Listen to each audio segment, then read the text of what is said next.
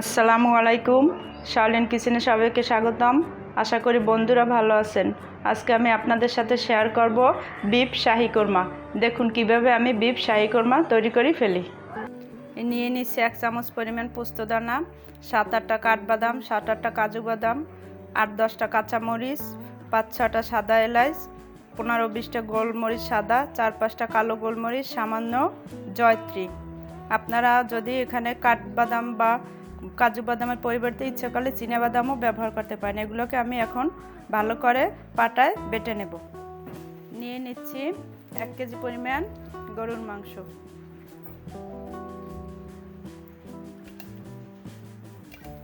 আমি আজকে আপনাদের সাথে শেয়ার করব বিফ কোরমা।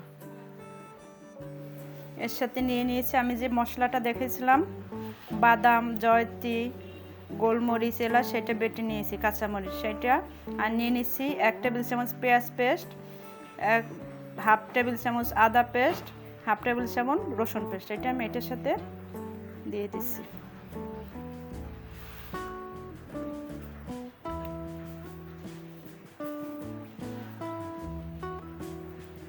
এর সাথে আরও নিয়ে নিচ্ছি 1 চা চামচ জিরে গুঁড়ো, 1 চা চামচ ধনে গুঁড়ো।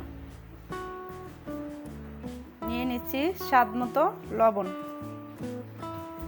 আর নিয়ে নিচ্ছি 1/2 কাপ পরিমাণ টক দই।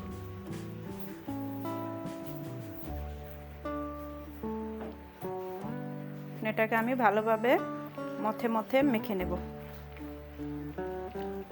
এর সাথে আরও নিয়ে নিচ্ছি 1/2 কাপ পরিমাণ সয়াবিন তেল।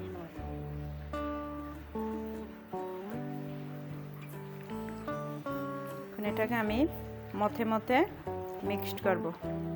আমার এই যে মশলা মাখানো শেষ। এই যে দেখুন বন্ধুরা, এখন এটাকে আমি ঢাকনা দিয়ে ঢেকে রেস্টে রেখে দেব 1 থেকে 1.5 ঘন্টা। চুলায় একটা প্যান বসিয়ে 2 টেবিল চামচ ঘি দিয়ে এর ভিতরে দিয়ে দিচ্ছি 3-4টা সাদা এলাচ, 1.5 ইঞ্চি পরিমাণ দারচিনি, 2টা তেজপাতা। এটাকে একটু ভেজে নেব। এর ভিতর দিয়ে দিলাম 1 মুঠ পেঁয়াজ কুচি। এখন এটাকে একটু আমি বাদামি করে ভেজে নেব। পেঁয়াজটা ভাজা হয়ে গেছে। এখন এর সাথে অ্যাড করে নিলাম আমি যে মাংসটা ম্যারিনেট করে রেখেছিলাম, সেই মাংসটা দিয়ে দিলাম।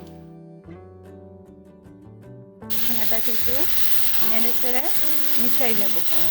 চুলো মিডিয়াম টু লো আছে। এখন ঢাকনা দিয়ে ঢেকে অপেক্ষা করব 5 মিনিট। ফিরে এলাম 5 মিনিট পর। দেখুন এটা থেকে মোটামুটি পানি বের হয়ে আসছে।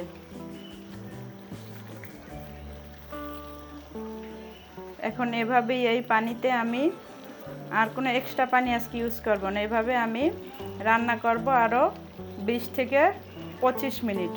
আর ঢাকনা দিয়ে ঢেকে চুলাটার আঁচ একদম লো করে দিয়ে রান্না করব। মাঝে 2-1 বার আমি এটাকে নেড়ে চেড়ে নেব। ফিরে এলাম 25 মিনিট পর।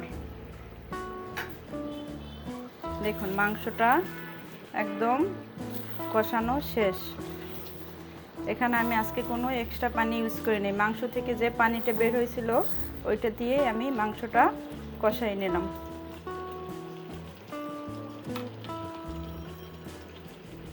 এখন এর সাথে অ্যাড করে নিলাম 1/2 কাপ পরিমাণ দুধ। জাল করে আমি ঘন করে নিয়েছি তরল দুধ। তার সাথে নিয়ে নিয়েছি 1 চামচ পরিমাণ চিনি।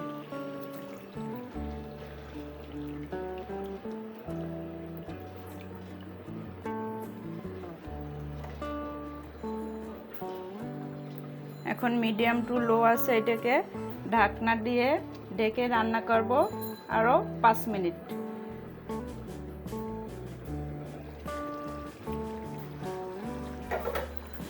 এই যে দেখুন কোরমাটা প্রায় রান্না শেষ। এখন এর সাথে অ্যাড করে নেব 4-5টা কাঁচা ও পাকা মরিচ। আরও দিচ্ছি 1 মুঠ পরিমাণ পেঁয়াজের বেরেস্তা।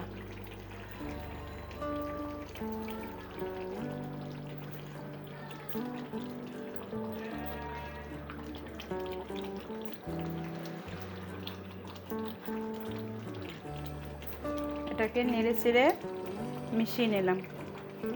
এখন ঢাকনা দিয়ে ঢেকে আরও রান্না করব আমি 5 মিনিট। তারপর চুলা বন্ধ করে দেব। তারপর আপনাদেরকে একটা বাটিতে বেড়ে পরিবেশন করে আমি দেখাই দেব। দেখুন বন্ধুরা, আমার বিফ শাহি কোরমা রেডি। এবার খাবার পালা। আপনাদের যদি আমার এই রেসিপিটি ভালো লেগে থাকে অবশ্যই লাইক, কমেন্ট, শেয়ার করবেন এবং আমার চ্যানেলকে সাবস্ক্রাইব করে রাখবেন নতুন ভিডিও পাওয়ার জন্য। সবাই ভালো থাকবেন, সুস্থ থাকবেন। আল্লাহ হাফেজ।